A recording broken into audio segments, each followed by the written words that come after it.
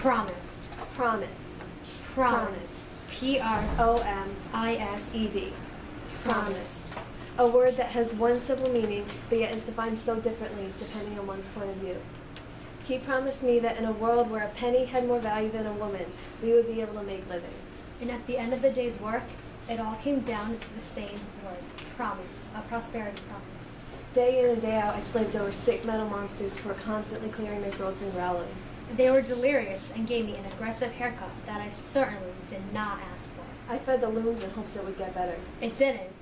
Dawn awakens me, the switch flicks on, and we're expected to work in musty, muggy, dank air.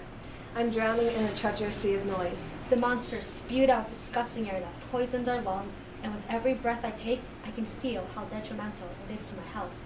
Why is it so loud? I can't even breathe. God help us. Now, are these the best possible conditions a girl can have? Are those the conditions we were assured? Again, it all comes down to the same word.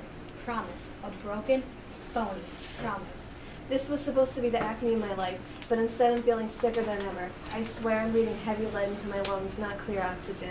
At the time the agent came, I took it so lightly. That must be because it was an empty promise. It was the third decade of the 19th century, and Lowell was slicing down our wages, but we won't let them. We will rally and fight for our pay. Then I realized that we're just women, and the whole factory is like a scientific experiment. But the looms are the test tubes, and the cheap girls like us are the chemicals used to produce expensive results. We can never win a battle against steel-hearted company owners. There's no way our strike can put a dent in their decision. Lowell agents are vacuums. They tell you what you want to hear.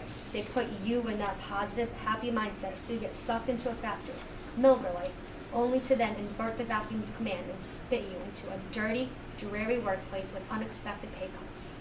My best friend was paid high wages at first. They were higher than the Empire State Building itself, and she dreamed of a better life. Which could only be possible if she worked at Lowell's mill factory. But her life was like the pieces of a fabric she worked so hard to stitch, slowly fraying apart at the edges until it reaches falling apart from the snap. She underwent conditions worse than getting your eyelashes plucked out one by one, until nothing remains and her dreams perished, and so did she. And all because of that killer, deadly promise. Promise.